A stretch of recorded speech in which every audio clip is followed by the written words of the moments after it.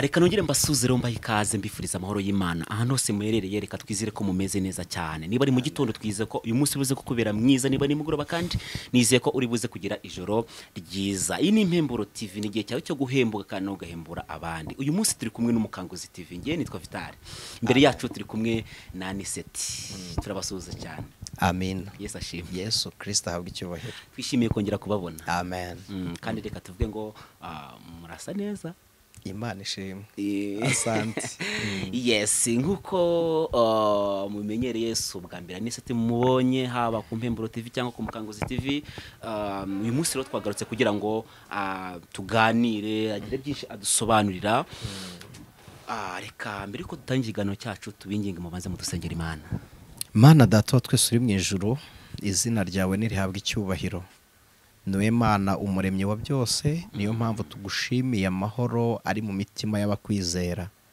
Dusengeye abantu bateze amatwi Impemburo TV kandi bari no ku Mukanguzi TV kugira ngo urambure ikiganza cyawe ubagenere ibibakwiriye. Buri muntu wese wariraga umuhe kunezerwa, banyamibabaro bishime, bari bahitamishijwe n'imitwaro bunamurwe kubw'ineza yawe.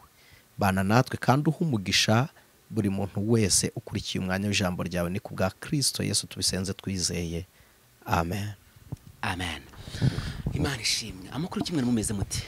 Turashima Imana, na amahoro nubwo turi mu gihe kigoranye cya lockdown, ariko kubizera Imana byose bifatanyiriza hamwe kutuzanira ibyiza. Amen. Yeah. Imana ishimwe cyane. Hanyuma rero abantu benshi bagiye bakunda ibiganiro mutugezaho, bagiye bakunda ubwenge bw'Imana buri muri wowe. Turavuga ngo uyu munsi reka twongere tuze tuganire namwe. Uyu munsi numva nifuza ko tuganira ku bwenge bw'Imana n'ubwenge bw'abantu. Kuko abantu benshi bakunda kubyibazaho ndetse bikaba confusinga.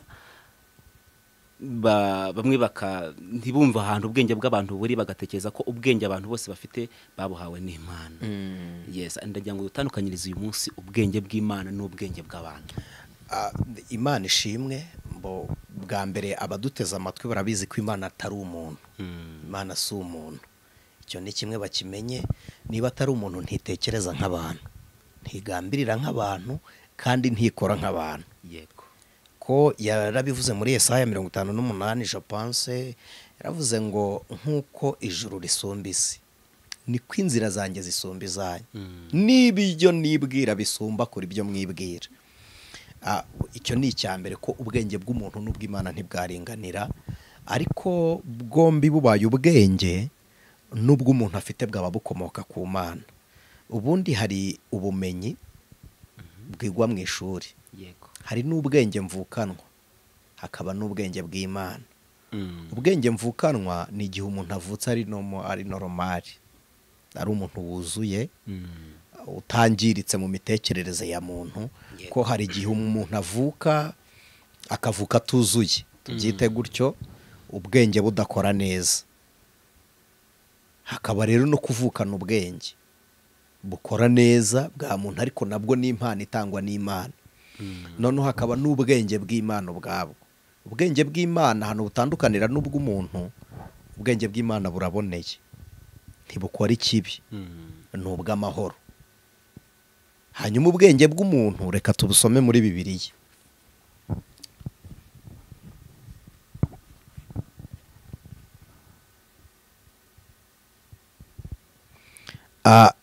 Ni urwandiko rwanditswe na Yakobo, igice cya 3 umurongo wa 15 cyangwa se duhere na 14. Haravuze ngo ariko niba muhorana amakimbirane akaze mu mitima yanyu, mugahorana intonganya, ntimukabyiratane ngo mubeshyere ukuri. 15 hari igisubizo cy'ubwenge bw'umuntu. Bene ubwo bwenge sibwo bumanuka buvuye mu ijuru, ahubwo n'ubw'iyisi, n'ubw'inyamaswa abantu, ndetse n'ubw'abadayimoni. 16 aravuze ngo kuko aho amakimbirane n'intonganya biri, ariho no kuvurungana kuri no gukora ibibi byose. Umurongo wa 18 hakaba igisubizo cy'ubwenge bw'Imana. Wa 17 haravuze ngo ariko ubwenge buva mu ijuru irya mbere buraboneye, kandi n'ubw'amahoro n'ubw'ineza, bwemera kugirwa inama, bwuzuye imbabazi n'imbuto nziza, butarobanura ku butoni kandi butagira uburyarya. Ndumva itandukaniro ry'ubwenge bw'umuntu n'ubwenge bw'Imana bigaragara. Ikiranga ko ubwenge ufite ari ubw'umuntu ni uko ahuba harangwa n'intonganya kandi akenshi zituruka kuri wowe. Noneho kabiri, ikigaragaza ko hari ubwenge bw'Imana ni uko aho buri bukemura ibibazo haba amahoro, haba imbuto nziza, haba ihumure rikomoka muri bwa bwenge kandi buturutse mu muntu bufite. Yego. Aha uratubwiye ko hari ubwenge mu buryo butatu. Ubwenge bw'Imana, ubwenge umuntu avukana aribwo impano y'Imana, n'ubumenyi abantu biga mu ishuri. Hari igihe tujya tukabona abantu wenda baremye ikintu cyangwa se bakoze ikintu runaka, ariko icyo kintu kikaba gishobora kuba cyazana amahoro ku bantu bamwe na bamwe. Ubwo ntitwabwita ubwenge bw'Imana? Oya, niba ari amahoro kuri bamwe ntabwo ari ubwenge bw'Imana, kuko ubundi akenshi uretse ko nayo ntabwo ari amahoro, ko burya ni ku isi tubeshya. Iyo umuntu yangaje intambara kuyitsinda si byo bimuha amahoro, ari we wayangaje, arasigara aburana n'amaraso yamennye muri ya ntambara. Urwo rubanza rubera aho twe tutareba. None iyo tumubonye asoje ya ntambara tubona ari umutsinzi, ariko asigaje kurwana intambara ye personeri. Ko mu muntu burya habamo ikibuga kinini kirwanirwamo. Ikimenyetso cy'ubwenge bw'Imana nuko bugusigira ihumure wowe, bugaha n'abandi ihumure. Niba ari amahoro wihaye wowe ubwawe, ibyo babyita kwihesha amahoro. Ubwenge bw'Imana bubyarira bose amahoro, ko ntibwifuriza n'ikibi ku bandi. Ariko niba uremye ikintu, ni urugero, ubu ibihugu bikomeye ku isi ntabwo bareba gukomera kw'ibihugu bakurikije ubuso bw'igihugu, bareba gukomera kw'igihugu bakurikije ibitwaro bya kirimbuzi igihugu gifite. Ntabwo yari amahoro rero. Kandi bihesheje amahoro ba nyirabyo. Urumva isoko y'amahoro yabo ituruka he? Kuri ibyo bitwaro. Ku bitwaro. Ariko kandi Yesu yaravuze ngo njye mbahaye amahoro si nk'ay'ab'isi batanga. Rero twe tubyita amahoro, ariko komuteri ntabwo ari amahoro, ahubwo ni umutekano. Umutekano urindwa n'abanyamaboko, ariko amahoro azanwa no kubaha Imana, kuko amahoro arenze umutekano. Nta muntu ubona amahoro atayashaka, ariko umutekano wawe ubona utawushaka, kuko hari n'abawurindirwa bo batawukeneye. Rero hari abantu barindirwa umutekano batawukeneye, kuko umutekano ibi mu byumve.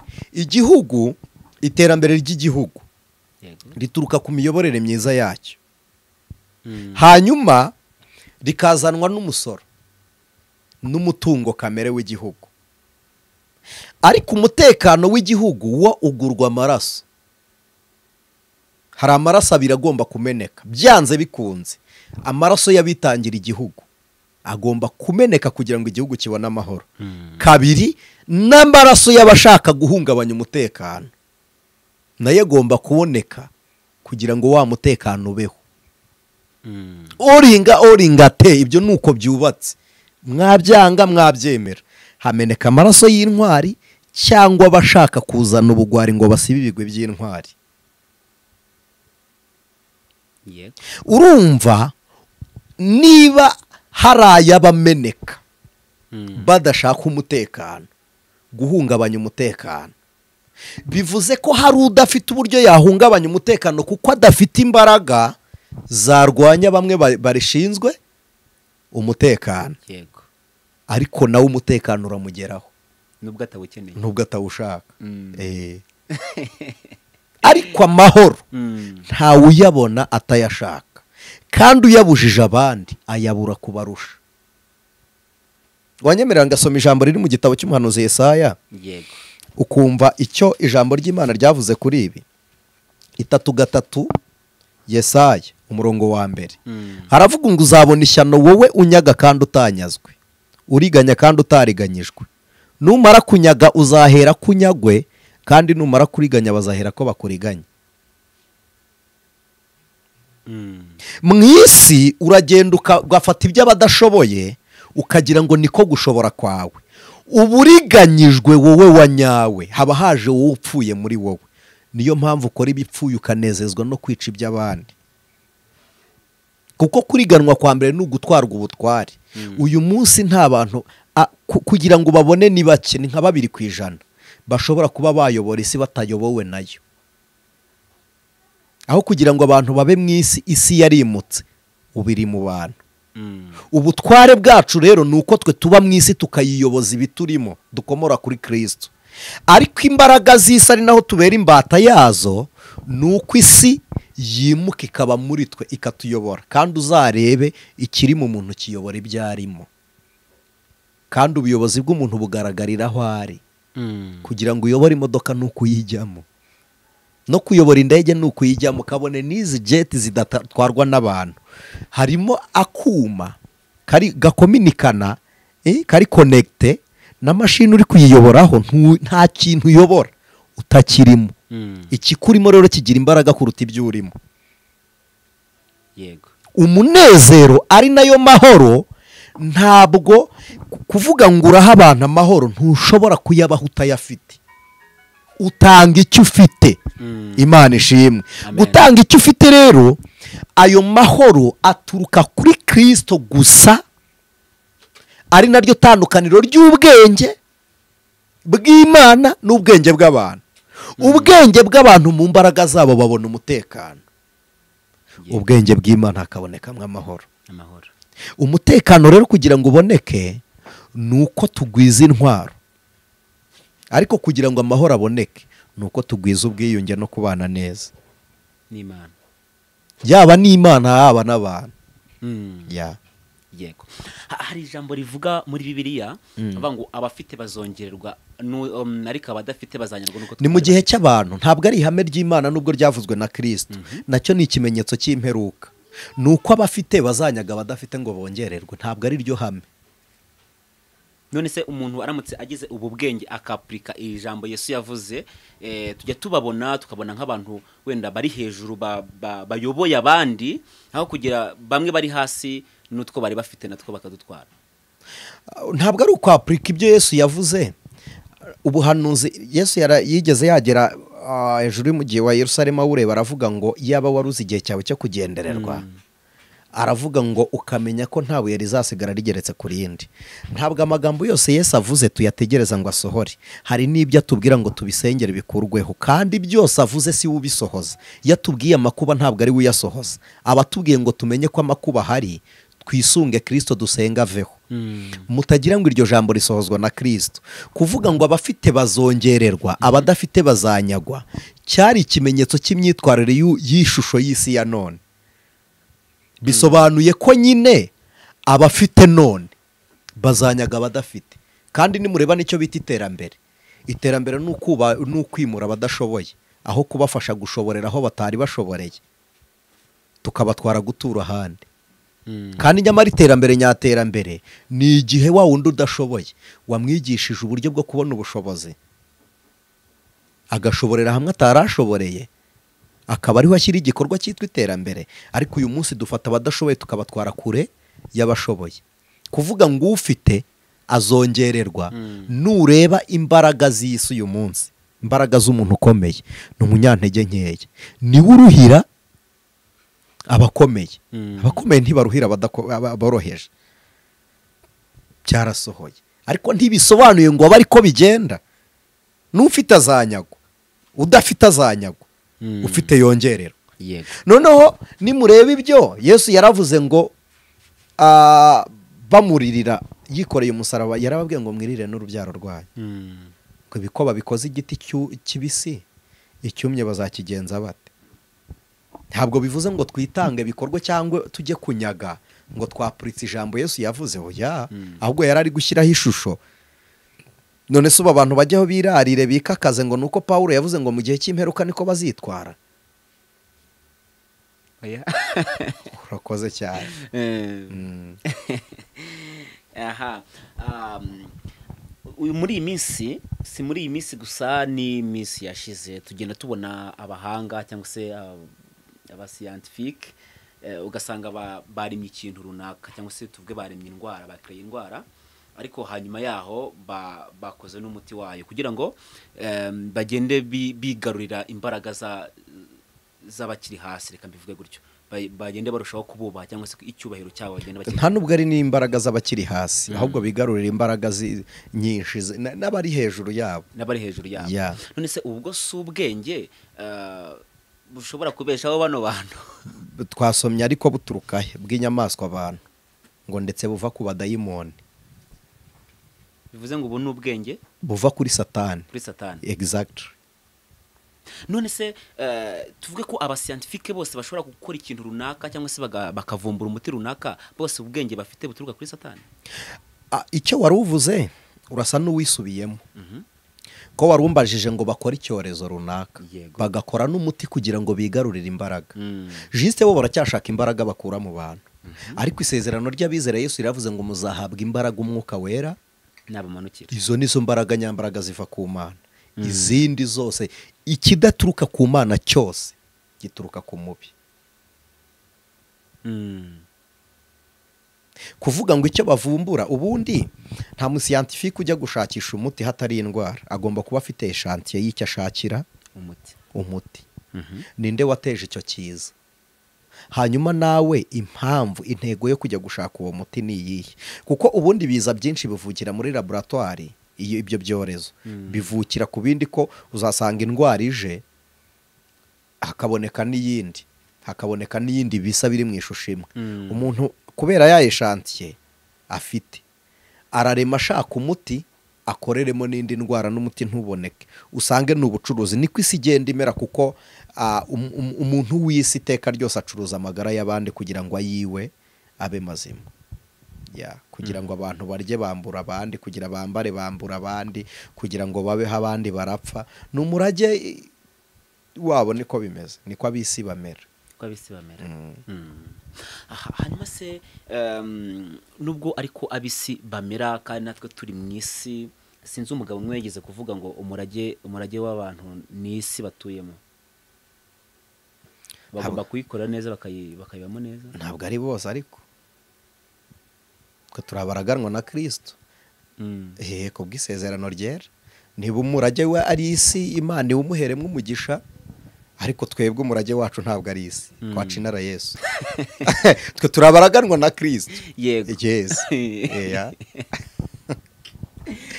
Uyu munsi turi muri lockdown bitewe n'icyorezo cya covid. Ni uduce dutoya abantu batabyumvira rimwe. Juste ni umujyi wa Kigali n'intara 8 ziyongereyeho, je pense uturere 8. Si igihugu cyose bitewe na covid-19. Yes, ntabwo ari n'isi yose, ariko mu minsi yashize n'isi yose mu bice byinshi byari biri muri n'uyu munsi hari abantu benshi, ibihugu byinshi biri muri lockdown. Amakuru amwe namwe abantu bagenda bavuga ko iyi ndwara ya covid yakozwe n'abantu. Noneho tugatangazwa nuko bamwe bagenda bavuga ngo abantu barasenga, abantu barakiza, kuki badasengera kino cyorezo cya covid ngo kiveho? Nimureba ntabwo ibintu byose bikemurwa n'amasengesho. Hari ibintu bimarwa nuko igihe cyabyo kirangiye. Umubwiriza yaravuze ngo buri kintu n'igihe cyacyo. Urakoze. Hari ibimarwa nuko igihe cyabyo gishize. Icya kabiri, hari ibimarwa no gusenga. Gatatu, hari ibimarwa no kwihangana, ukagira imbaraga zibinesha, ukabifata nk'ibidahari kandi bihari.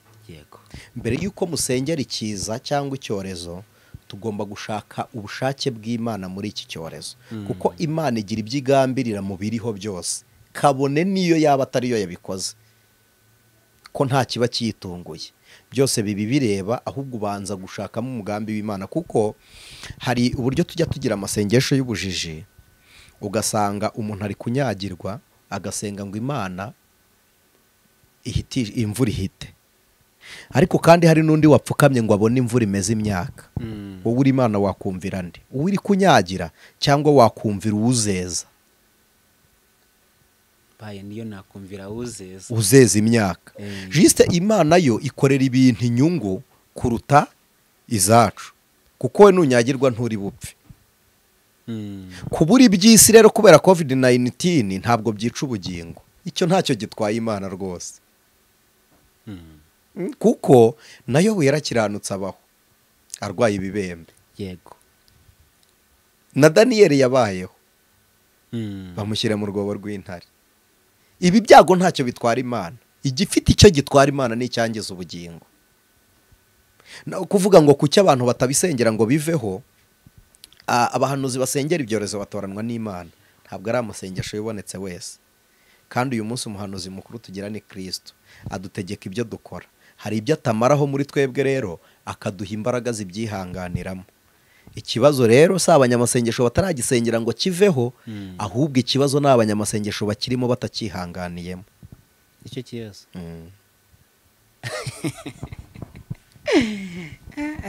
Ni hatari kweri. None se ko abantu bagenda bavuga ngo iki cyorezo cyari cyarahanuwe kera, bakagenda banerekana amaverse muri Bibiliya agenda gishyira. Bibiliya ntabwo ari bo bayanditse. Kuvuga ngo cyari cyarahanuwe ikintu nge ntajya nemerana n'abantu nabavuga ibyago biriho. Ubwo cyahanuwe nibatubwire nuko kizarangira. Kuko nta kintu na kimwe Imana ishobora kukubwira itangira rya kitakubwiye iherezo. Ubwo koko bavuga ngo cyarahanuwe nibyo, simbyemera nge sinanabihakana kuko ibyo ntibimfitiye umumaro, ibintu bitampa ubugingo sinjya mbitindaho. Nge ntinda ku ijambo ry'Imana, naho ibi byaba bitaba ntacyo bizatwara ku mukiranutsi wa Kristo. Bizacogoza umubiri, bibere bamwe igipimo, bizabera n'abantu igipimo, biheshe bamwe umuvumo n'umugisha, ariko ntacyo bizatwara umwana w'ubugingo. Rero sindeba ngo byarahanuwe cyangwa ntibyahanuwe, ibyo ni ibibireba kuko Imana ntiyemererwa mu bitangaza byabaye. Ibitangaza biberaho gufasha abatizera. Abo rero bagenda bavuga ngo byarahanuwe nibatubwire nuko kizarangira. Niba koko byarahanuwe, njye simbihakana, sinanabyemera. Ku ruhande rwabyo njya hirya, simbibamo. None se ko abantu bamwe bagenda bavuga ngo cyazanywe n'Imana, abandi ntabwo cyazanywe n'Imana, ubundi ni iki kintu gishobora kutubwira icyorezo cyazanywe n'Imana? Nuko ivuga ko igiye kubiteza, ariko kandi si cyo gihe cyo guteza ibyorezo. Byararangiye. Iki ntabwo ari Imana yakizanye, ariko yaremeye kibaho. Iby'Imana yemera byose si yibikora. Hari n'ibyo yemera ko bikorwa n'amaboko y'abantu kugira ngo ibone impamvu zo kubuzabahana ku munsi w'urubanza. Abantu bamenye Imana mu isezerano rya kera ihana, bamenye n'Imana mu isezerano rishya kubw'imbabazi za Kristo. Imana mu isezerano rishya kubw'imbabazi za Kristo ntabwo ihanisha abantu ibiza n'ibyorezo, ahubwo ibarindirije umunsi wo gucirwaho iteka, ari wo munsi w'urubanza. Mbere impamvu yazanaga ibyorezo nuko yahutiragaho, ariko uyu munsi ijya kuducira urubanza ikabona amaraso ya Kristo, ikibuza kugira nabi. Niyo mpamvu Bibiliya uwandikiye Abaheburayo 4:12 je pense, sinibutse neza igice ariko ni hafi aho, bishobora kuba ari naho, yaravuze ngo niyo maraso avuga ibyiza kuruta ya Abeli, ni amaraso ya Kristo atakirabera bari mu isi. Kuvuga rero ngo ni icyorezo kivuye ku Mana, bari kwirengagiza ubugome bw'ababi bari mu isi. Abantu babi bajya mu dufite abashimiste, by the way, dufite abashimiste bajya gukora ibyorezo, ariko kandi sinzi impamvu ibintu byose bije babiha Imana, n'ibije byose bakabiha Satani, bakibagirwa ko hari na kamere muntu ishobora gukora kubw'indamu zayo. Nge rero nkanjye, ariko ntabwo ari umwanzuro, nkanjye sinemera ko cyaturutse ku Mana, ariko nemera ko Imana ko yemeye kibaho. Impamvu rero Imana yemeye kibaho kwari ukugira ngo izakigire urubanza ku munsi wo guhana bagiteje, kibe n'impamvu y'umugisha kuri bamwe, kibe n'impamvu y'umuvumo kuri bamwe. Kizaba impamvu y'umugisha kuri bamwe bitewe n'uburyo muzabana n'abantu, ko hari abantu bashonje. Kizakubera urubanza wafunze wafashe iby'umuturanyi yari kurya ukabibika iwawe kandi utabiriye iryo joro, ukabirundira kugira ngo ubibone. Kizabera umugisha bazamenya kubana n'abandi amahoro. Kibere n'umuvumo abagikoze, amaraso yamenetse azajya ku mutwe w'abagikoze. Kandi n'intego irimo n'ibidahura n'Imana, nayo ni impamvu yo kugira ngo izabone uko ikubita umubi wo mu isi. Nta kintu na kimwe Imana ishobora kuburamo umugambi wayo. Yeah. turimo turavuga ku bwenge bw'Imana n'ubwenge bw'abantu. Niba ari we iryo jambo yigeze kuri tubwira, ariko hari ijambo ryigeze gutambuka ko nta muntu ushobora gukora ikintu cyangwa se nta mwuka ushobora gutera ku muntu udaturutse ku mpande ebyiri, ku ruhande rw'Imana cyangwa se rwa Satani. Yego. Nta muntu ushobora gukora ikintu bwakibwirije utakibwirijwe n'umwe muri abo bantu na rumwe muri urwo ruhande, ruhande rwa Satani cyangwa se uruhande rw'Imana. Baratubwiye ngo hari imbaraga z'ababi muri iyi si. Izo mbaraga z'ababi nta ruhande ziriho. Mu ijambo wadusomeye ijambo rivuga ngo none se ububi bukomoka kuri se Satani nyine niwe muri Satani niho hari isoko mbi. Kuvuga ngo abo babi bari ku ruhe ruhande rw'umubi. Yego. Yes, bari ku ruhande rw'umubi komuteri. None urumva babi bari bari kuri Satani.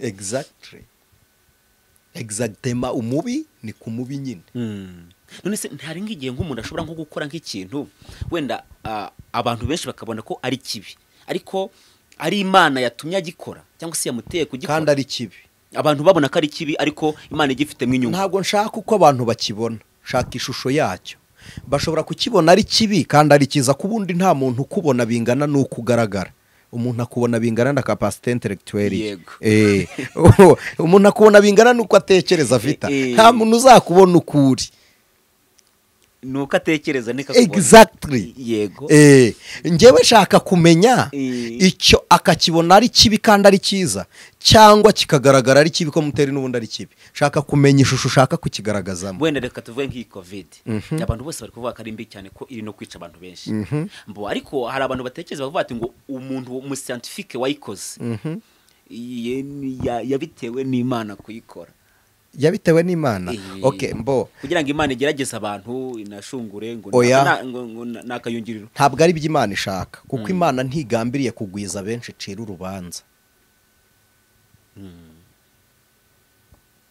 Ntabwo Imana ishaka impamvu ku bana b'abantu. Ahubwo ibafatira mu mpamvu mwishakiye kubera ububi bwanyu. Kuko Imana iguteza umutego se urumva wawusimbutswa nande? Ubwo niyo yabikurimbuye rero umurimbuzi yaba ari Uwiteka.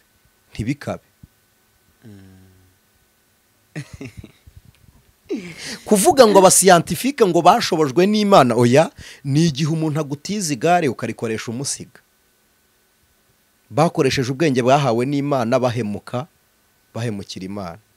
None se ko wigeze kutubwira ngo ubwenge bw'Imana butanga amahoro. None niba bakoresha ubwo bwenge Imana yabahaye ntibazana amahoro, ubwo ntihaba harimo ikibazo? None se wagize ngo Satani yigeze arema? Satani nta mbaraga afite zo kurema. Intwaro yo kuturwanya akoresha iyo ufite utwara nabi. Ubwenge watwaye nabi buravangirwa. None se wagize ngo dayimoni yigeze irema? Nta mubiri yaremye. Tuzi inkomoko y'umuntu. Nubwo ntemerana na siyansi, hari ibintu byinshi nge siyansi ivuga ntemera. Hari n'ibyo ngenda hejuru kuko ari yo nzira ngomba kunyuraho, ariko nkabihakanira mu mutima kuko mfite aho nsiganirwa. Bikaba igishusho kibiriho bikagenderwaho byemerwa, ariko ni seti nkabikandagira hejuru mbihinyuzaho nsiganirwa. Ariko ndebye akagira ngo ndabyemera. Hari ibintu byinshi bya siyansi ntemera. Yego. Nk'urugero nk'ibintu nka bibiri ntemera, cyane cyane bigendanye n'ubu bwenge bwa mbere, uburyo bw'iremwa rya muntu n'uburyo bw'isi baho. Uzi uburyo bavuga ngo ukwezi n'izuba uburyo byagiye bibaho iyi mibumbe, ngo habaye guturika, ntoyo ziragenda zirirema, havuka ukwezi. Njye siko mbyemera, nemera ko byaremwe n'Imana.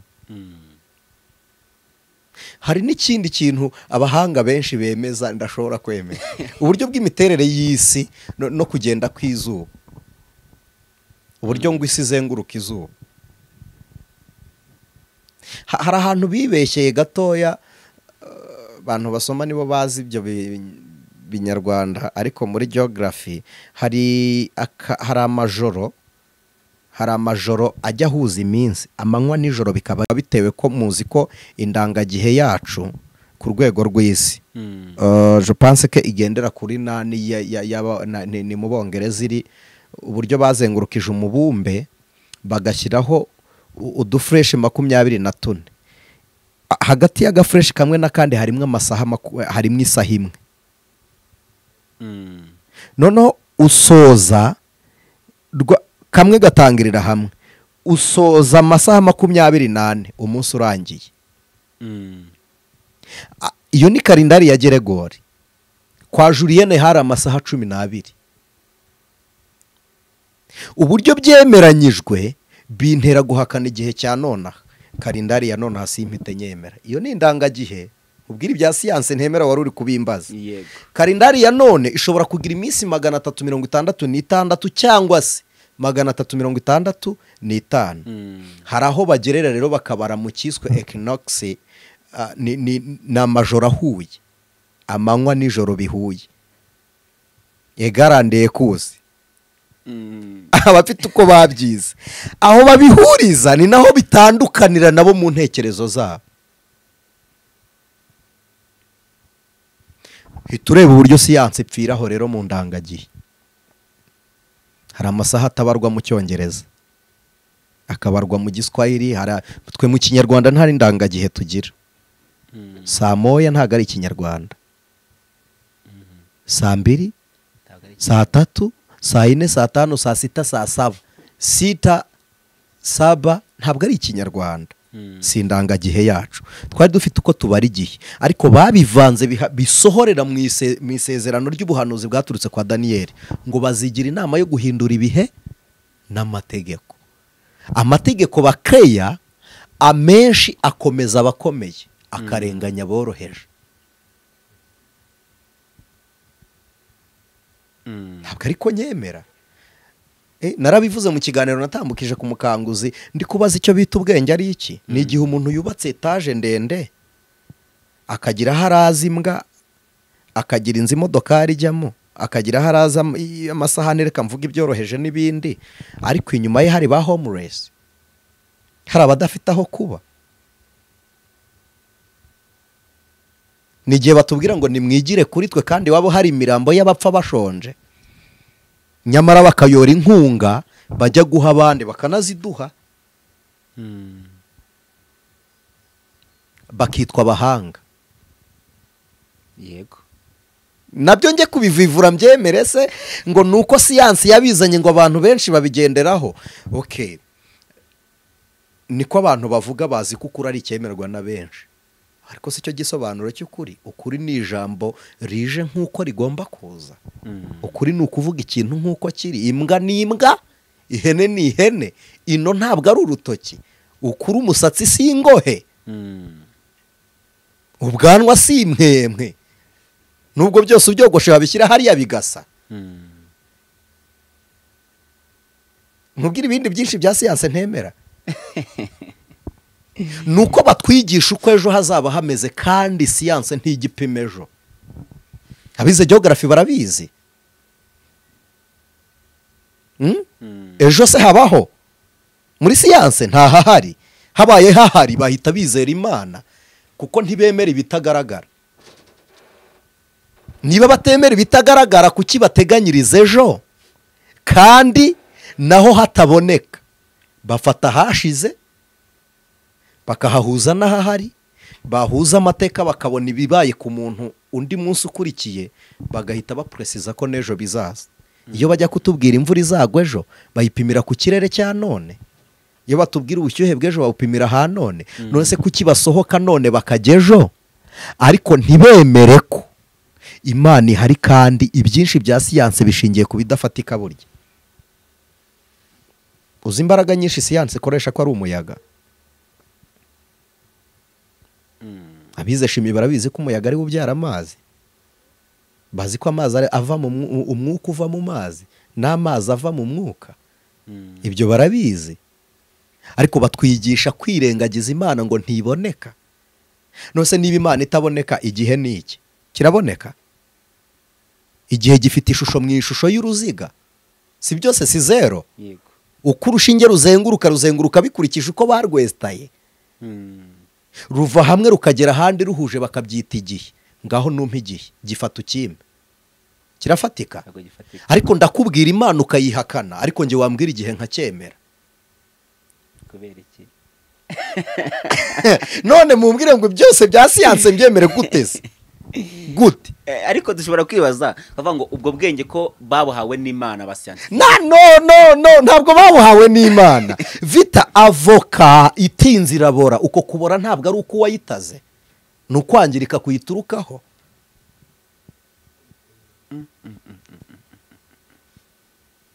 Ubwenge bwarapfuye bukora ibipfu, ariko bwitwa ubwenge kuko niyo shusho bagaragaje. Buri mwaka abantu 8,000 bapfa biyahuye, isi igatangaza umutekano kandi ko irawufite, ariko se amahoro ari.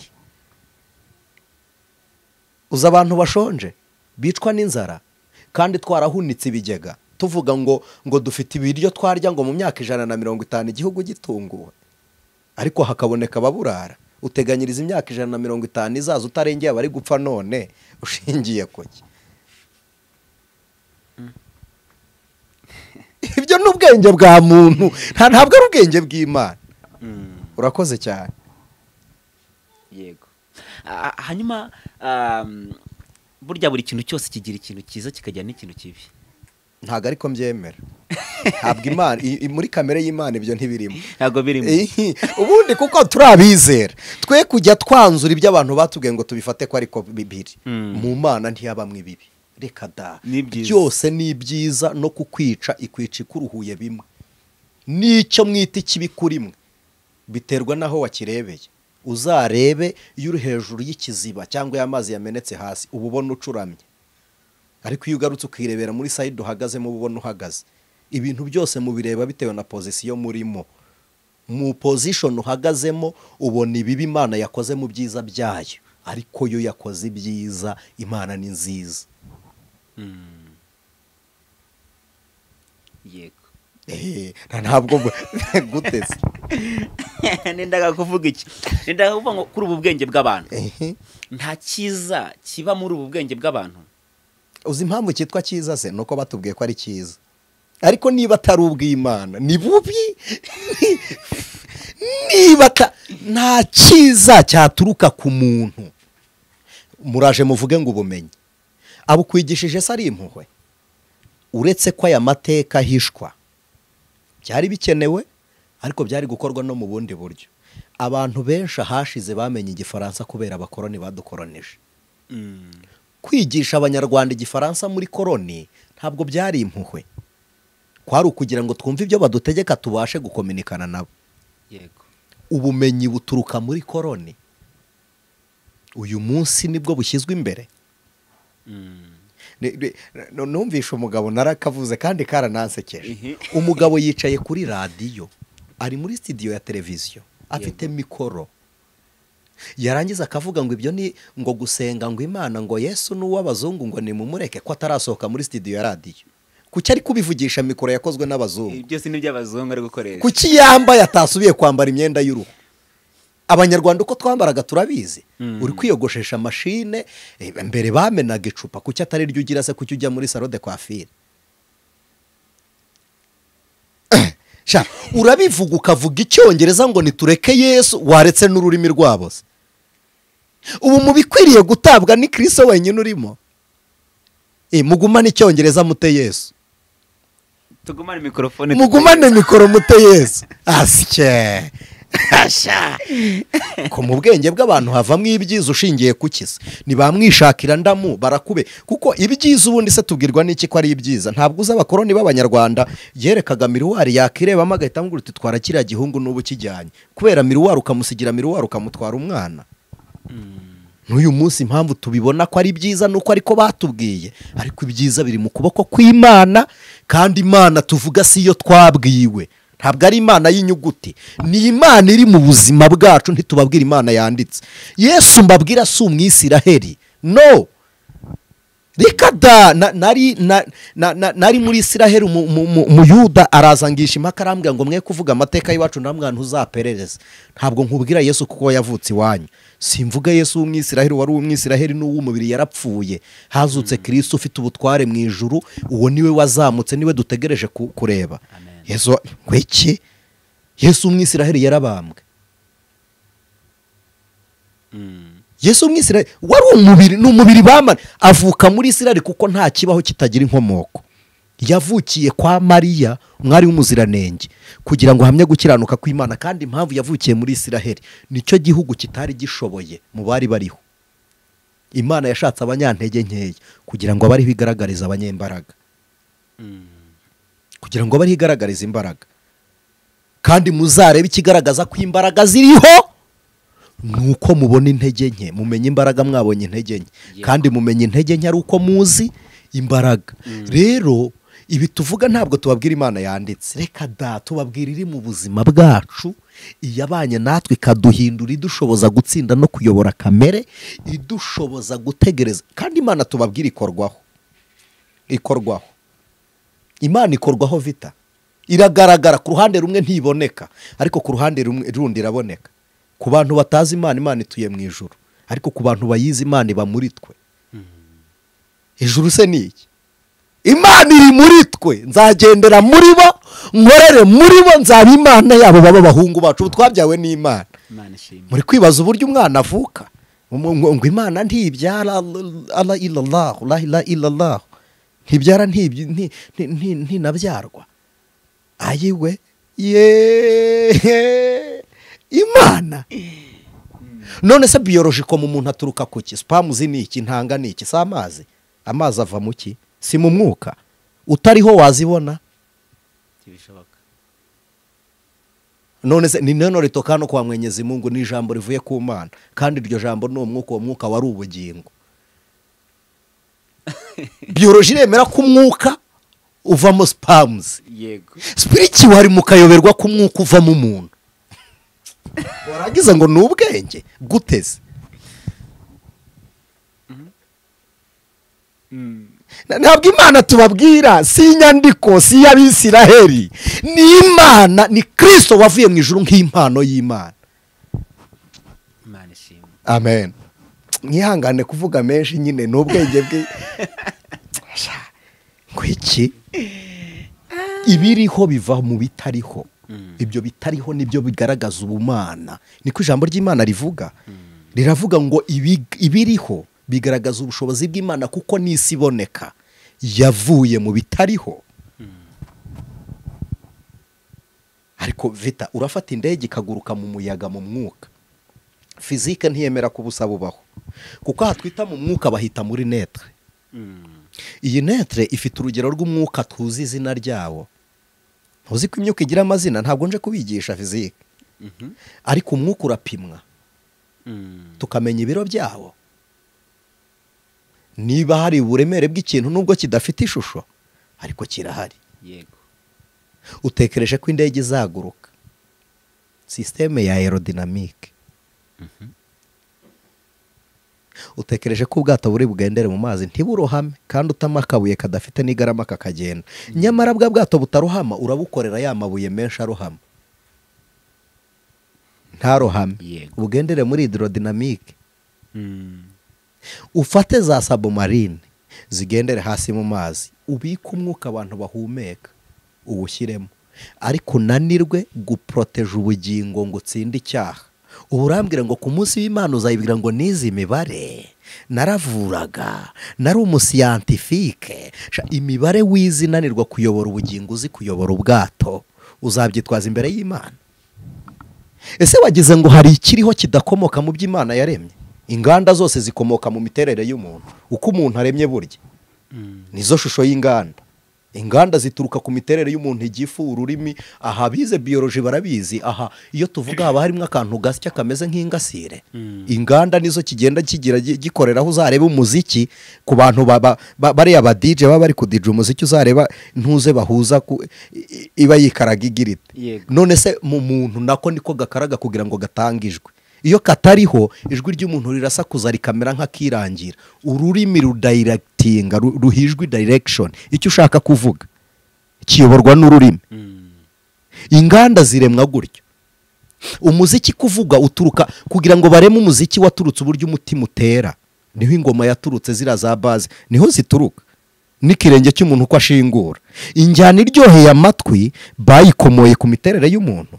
Uzumve mbere y'uko umuntu aririmba muri wowe hari uburyo witwara iyo abantu bari kurepeta kugira ngo bagendere ku njyana namwe pam pam pam pam. Umuziki uri mu muntu, byose ni mu muntu, birasohotse bigeze hanze bivuye muri twe kubw'ubwenge bw'Imana, none bigarutse kutuyobora ari twe aho kugira ngo tubiyobore. Warangiza ngo n'ubwenge. Ubwenge ni ukuyoborwa n'ibyo twaremye se cyangwa ubwenge ni ukuyobora ibyo twaremye?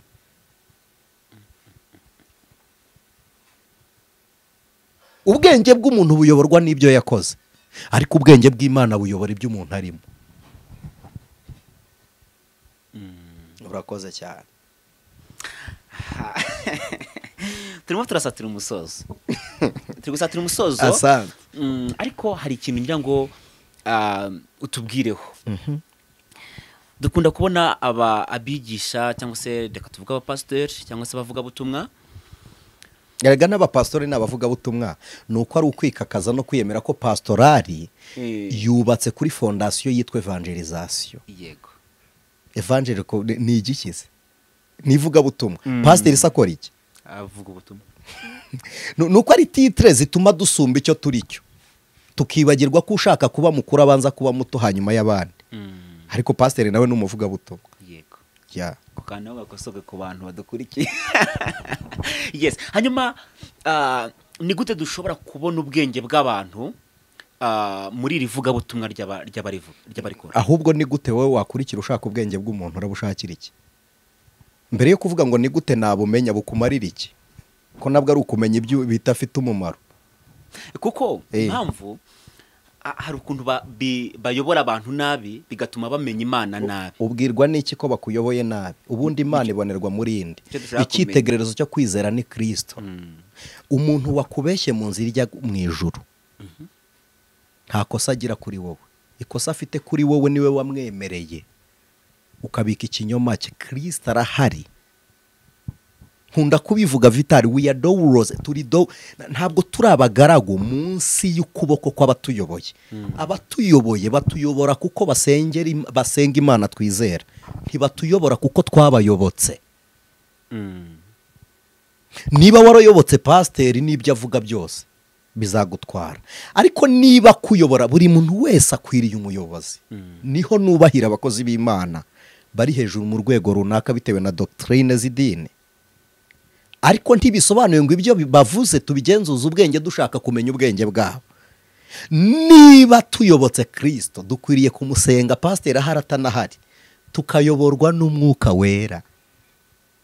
Ko abayoborwa n'Umwuka Wera nibo bana b'Imana. Urakoze cyane. Umwuka ni ukumenyesha ukuri, ni ukubwira ibitari ukuri, ni ukuvana mu kinyoma ukagushyira mu kuri, ni ugukura mu isi ukakujyana mu ijuru. Ni umwuka, ikibyarwa n'umwuka nacyo ni umwuka. Niba uri mu rusengero ushaka kumenya ubwenge bwa pasiteri, already wamaze no kuyoba ntuzabumenya, kuko si iyo ntego yo kujya mu rusengero. Niba ukurikiye umwigisha ngo umenye ubwenge afite, ntushobora kumenya n'iseti. Ibi ndabibabwiye niyo navuga ngahera mu gitondo mvuga. Ntimushobora kumenya urugero rw'imitekerereze ya niseti. Urumenyesha iki se? Ntumenye bwa mbere ntufite capacity ibika ubwo bwenge wamubonyemo. Aragera aho agusiga. Icya kabiri, wenda urengeje iyo capacity, aravuga ibyo utari bwumve. Nta muntu usobanukirwa bingana biruta uko asobanutse. Niyo mpamvu aho mwita ubwenge buri mukuriye kuhimura hagatura Umwuka Wera. Hari ijambo njye numva bavuga ati ngo iyo ubuze ubwenge Imana irakureka. So ubwenge n'ubw'Imana ni ya mpano cyangwa n'ubwa. Ikintu kijya kingora no kumva intego y'umuntu mu magambo avuze. Bijya bingora. Ko sinzi ngo abivuga gambiriye iki, ariko ubwenge reka tubwite ubw'Imana ububuze nyine ntayihari, kuko ubwenge igisobanuro cyabwo kiri 28 Yobu 28 umurongo wa 28 mu gice cya 28. Yego. Maze ibwira umuntu iti kubaho Uwiteka. Ibwo bwenge. Ibwo bwenge ubwo urekeye aho kubaha Imana, Imana irakureka. reka tubisobanure gutyo nubwo tutazi intego ituma babivuga, ariko ukuri kwasohora kuri ibyo iyo utubaha Imana, Imana ntibana nawe kuko ikunda icyubahiro kuruta uyubaha. Yego. Hanyuma rero turi gusatira umusozo watangiye usa nkaho utanga definisiyo y'ubwenge bw'Imana n'ubwenge bw'abantu, ariko none ahandi gusoza ndagira ngo ubwire abantu aka kanya wenda hari umuntu ubwenge bw'Imana bumurimo afite ubwenge bw'Imana, hari n'abantu bafite ubwenge bw'abantu buturuka kuri Satani. Ni iki kintu gishobora kubwira uyu muntu ufite ubwenge bw'Imana ko bwamuvuyeho, ubwenge bw'Imana bwavangiwe, reka bivuge gutyo? Vita, iyo utambaye umwenda umenya ko wambaye ubusa? Iyo utambaye urabimenya? Ndabimenya. None iyo ubwenge bugiye nibwo utabimenya? Umenya ko utambaye, ukamenya ko amaraso y'inkweto adafunze, none utaye ubwenge urabiyoberwa. Niba ukuvaho ntumenye ko bwagiye uzaba utarabwigeze. Kweke ngo ni iki cyabwira umuntu ko ubwenge bwagiye? Bwavangiwe. Arawa.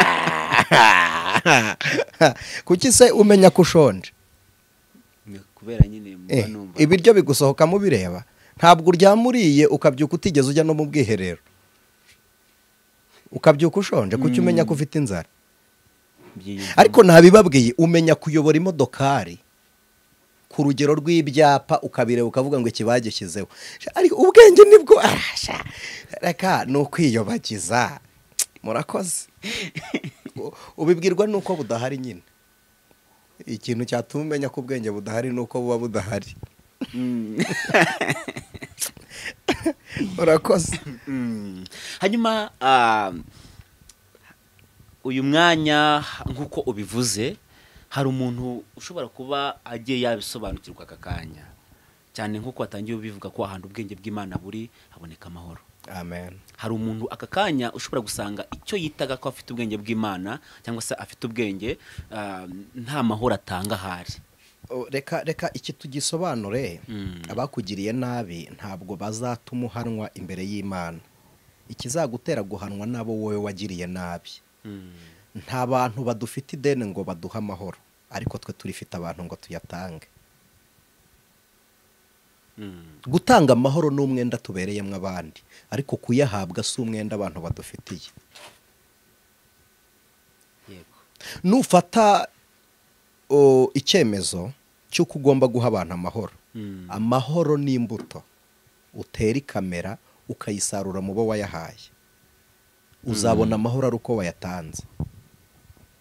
Uzabona urukundo ari uko warutanze. Ikizakubwira ko bwa bwenge utabugira nuko ibyo utazabikora. Uzashaka kwishyura abantu ibyo bagukoreye, bivuze ko muri wowe nta mbuto irimo watera ngo yere ibisarurirwa abandi.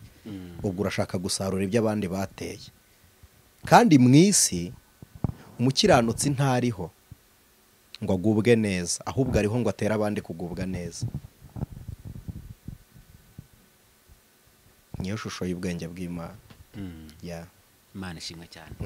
Hanyuma niki kintu umuntu ashobora gukora, nubwo usa nkaho wabivuze, ariko reka nongere mbibaze noneho aba ari cyo cyonyine usubiza. Ushobora kuba wabivuze abantu wenda ntibabisobanukirwe nuko wabivuze ubifatanije n'ibindi. Niki kintu umuntu ashobora gukora uyu munsi cyangwa se aka kanya tumara kumva kino kiganiro kugira ngo atunge ubwenge bw'Imana cyangwa se yakire ubwenge bw'Imana? Bwa mbere ikintu umuntu yakora kugira ngo abone ubwenge bw'Imana ni ukwizera Kristo nk'umwami n'umukiza, ko niwe jambo kandi ubwenge ni ijambo. Bakubwiye ngo zana ubwenge mu buryo buri fact wafata, ntabwo wabuzana. Ubwenge ni imirimo, ni ibikorwa, kandi nta wundi muntu wakoze neza twigiraho bingana na Kristo. Rero kwemera Kristo Yesu niwe banze ryo kwizera, ni nawe gusohoza, niwe tugera ikirenge mu cye.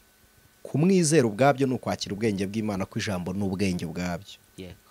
Ni nako kubaturwa. Iyo ugeze muri Kristo ntabwo uba ukiyobora wakuyoboza umugambi we. Icyo nicyo wakora kugira ngo wemere ubwenge. Kimwe mu bintu bituma rero umuntu areka ubwenge ni uko areka Kristo, ariwe jambo ry'Imana, kuko Yesu niwe udutera kubaha Imana. Noneho iyo uretse Kristo uba ubuze ubwenge, uba butaye, kuko iby'ubwenge bwose biremerwa muri Kristo. Ni nawe ubitanga, ni nawe ubibonerwamo. iyo uretse kirisito, iyo utagira Yesu nta bwenge uba ugira. Uba ufite ubumenyi, ukaba umuhanga, ariko utagira ubwenge. yego, iyo utaye kirisito ubwenge, iyo utamugira ntubugira. Asante. amen. Hanyuma rero reka tugushimire ku mwanya uduhaye tukaganira, ariko tutaraganira ku musozo. Hari ikintu twigeze kuvugaho gatoya, ariko ndagira ngo n'ubundi use nk'ugitangaho umwanzuro, nubwo wavuze ko utabyemera cyangwa se ngo ubihakane. Ni kuri iki kibazo turimo uyu munsi cya covid. Bamwe barahanura ngo izarangira, ndetse inatangira bamwe bahanuraga ko itazahagera hano mu Rwanda. Mbese donc abantu bagenda bahanura bigiye bitandukanye, ariko wabihakanye uvuga ko abantu bahanura ikibazo kirimo ntabwo wemeranwa nabo. Uyu munsi wavuze ko nubwo atari Imana yayiteye, ariko yemeye kwiba. Hanyuma y'iyi covid twitega iki nk'abantu bizera Kristo? Ntimwitegure ikiruta icyo mwiteguye. Icyo mwakitegura nyuma y'iyi covid mukitegure munayirimo. Mwitegure impanda ya Kristo, gutaha kw'abera. Donc ikitegurwa nyuma mwakitegura na n'uyu munsi. Kandi icyo mwiteguye none mukitegure n'ejo muhageze. Ni impanda ya Kristo. Yego, kuko n'ubu yaza, n'ubu yavuga. Yes. Hanyuma rero reka tumare abantu impungenge, tubabwire ko icyorezo kitazanywe n'Imana. Turamara impungenge abemera umwuka w'Imana turimo cyangwa bayobowe nawo. Yego. Hanyuma abandi bo ntabwo ari ngombwa ko ntabwo ari 100% ko umuntu yemera uko utekereza, ariko byari iby'igiciro ko tumenya imbabazi z'Imana kuruta uko tuyishakira muri ibyo. Yego. Hanyuma rero turagushimiye cyane ku mwanya waduhaye tukaganira, ndetse ukatubwira aya magambo y'ubwenge, ukatubwira kuri ubu bwenge bw'Imana ndetse n'ubwenge bw'abantu. Abantu ntekereza ko babisobanukiwe, n'abatakaje ubwenge bw'Imana mumenye uburyo ki mushobora kongera kububona. Gatoya guce mu ijambo binyemerere. Impamvu mvuga ko itazanwe n'Imana, harimwa abanyabyaha covid yishe. Ubwo Imana yaba yaratangiye kurimbura abantu. Hakabamo n'abakiranutse covid yishe. Ubwo Imana yaba yaratangiye gucyura abageni. Ubwo itorero ryaba riri kugenda. Nta rupfu rw'Imana rwica abanyabyaha. Urupfu rw'Imana rwishe Yesu, ruhita rujya mu rwubati. Mu ntege amatwi mu nyumve ijambo Imana yabwiye Hana ngo ninjye ushyira ikuzimu ngakurayo. Yamubwiraga juste n'ubuhanuzi bwasohoraga kuri Kristo ko ari uzamwica akamuzura. Niba bari gusoreza gushyirwa ikuzimu ntibasoreje kugukurayo, ijambo ntiriruzura, ariko ninjye ushyirayo ngakurayo, ninjye wica nkabeshaho. Dufate kwica gusa, kubeshaho tubireke. Rero niba mwemera ko ari Imana yayizanye, ubwo abanyabyaha bishwe nayo, ubwo Imana already yarabarimbuye, kandi umunsi w'urubanza nturagera. Kimwe nuko umuntu ashobora kukurasa warangiza ukavuga ngo ni Imana imwohereje ngo akurase. Ibyorezo n'intambara ni ibimenyetso by'ishira ry'igihe, ariko bitazaturuka ku Mana, bizazanwa n'abantu. Giturutse ku Mana uyu munsi twiteze gihoraho n'imbabazi zayo. Icya kabiri no kugaruka kwa Kristo. Rero kuvuga ngo icyorezo cyavuye ku Mana, ntabwo ari Imana yagiteje. Ibi byavuye mu malaboratoire y'abantu, nacyo gituma abascientifique mu isi bajyaho bagasuzugura Imana. Nuko barema ikintu muri laboratoire, ejo umuntu akazajya ku karubanda akavuga ngo ni Imana yakizanye, kandi wa muscientifique azaho cyaturutse, ubwo niwe Mana kuri wowe rero. Murakoze cyane. Hanyuma rero reka n'ubundi tubinginge, ariko mutarasenga Imana, hari abantu bajye bakenera ko wabasengera cyangwa se basobanuza byinshi. Wabarangira uburyo ki bashobora kukubona biboroheye? Abantu batubona umunsi wo kuwa gatatu niwo twitaba telefone, ariko kandi twitaba telefone z'abatubaza ibyo twakoze mu kiganiro. Ibiri inyuma y'ibiganiro ntabwo twabishobora rwose, ko bibaye ibyo twashinga ofisi tukagira uburyo tuzajya tuganiriza abantu. Ntabwo twabishobora kujya dusubiza buri muntu bitewe n'imitekerereze ye. Bagiye batubaza ku kiganiro kugira ngo tubane amahoro. Yego. Ariko kandi yareba no ku Mukanguzi TV, hejuru y'ikiganiro haba hari nimero. Umukanguzi TV hejuru y'ikiganiro haba hari nimero, yaduhamagara tuyikoresha kuri WhatsApp no kuri call isanzwe. Yes. Hanyuma rero turi ku Mukanguzi ndetse no ku Mpemburo TV, niho turi gukora kino kiganiro, turi kuganira na Anict atubwiye ku bwenge bw'Imana ndetse n'ubwenge bw'abantu, agiye kudusengera Imana kugira ngo Imana yongere ibashisha abantu batakaje ubwenge bw'Imana, ubwo batakaje Kristo, bongere babubone bundi bushyashya. Amen. Ndetse n'abantu bagowe n'ibi bihe turimo by'uyu munsi, Imana ibasubizemo imbaraga mu buryo bumwe cyangwa se ubundi. Abisi ntibakaturusha ubwenge. Igihe cy'amahoro nibwo bitoza, nibwo batoza ingabo nyinshi. Ariko twebwe igihe cy'amahoro ku banyamasengesho baradamarara. Igihe wabonye akazi nibwo wibagirwa gusenga. Igihe wahembwe nibwo wibagirwa gukoresha amafaranga ibyo gukiranuka. Rero nta gihe umuririmbyi yaravuze ngo naho ndiho naho napfa nzi ko nkundwa n'Uwiteka. Aravuga ngo naho haza ibyago byinshi, Yesu ni umukiza wanjye. Imana ishimwe. Amen. Rero mubonera amahoro aho abisi batayafitiye. Ni nacyo kigaragaza ko mufite amahoro nyakuri. Nuko muyagirira aho isi itayabonera. Reka dusenge. Gutunga ubwenge no kwakira Kristo, gutunga ubwenge no kubaha Imana, kandi kubaha Imana no kwemera ibintu kimwe nuko ibyemera. Umuhanga yaravuze ngo nicyo gisobanuro cyo gukiranuka cyangwa kwizera. Kwizera no kwemera ibintu nk'uko Imana ibyemera. Yego. Mukizera Kristo nk'uko Imana imuvuga ku bwa Kristo Yesu. Amen. Ubaye utarizera Yesu, wasubiramo aya magambo ukavuga ngo Mwami Yesu, uyu munsi mbyawe n'ijambo ryawe. Nemeye kugutunga kugira ngo umbere ubwenge. Ubwenge bwawe bunyobore mu nzira, ubwenge bwawe bundinde mu bupfafa bwanjye, kandi bwirengagiza iminsi yo kuyoba kwanjye, kugira ngo mbutunganye mu maso y'Imana, kugera ku munsi wo guhamagarwa kw'abera.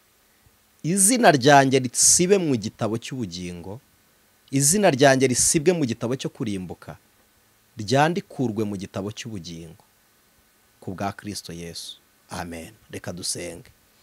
Mana Data wa twese uri mu ijuru, izina ryawe nirihabwe icyubahiro. Nta rindi zina twahawe gukirizwamo mu isi cyangwa mu ijuru uretse izina rya Kristo.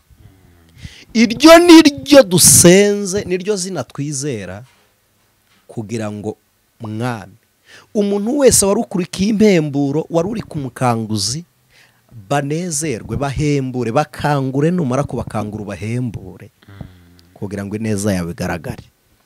Twigishe kumenya ubwenge no kuburobanura mu b'iki gihe, kugira ngo tumenye ibitunganye mu maso y'Imana, biduheshe kubaho amahoro mu isi y'abantu. Turabigushimiye ku bwawe none iteka ryose Yesu. Amen.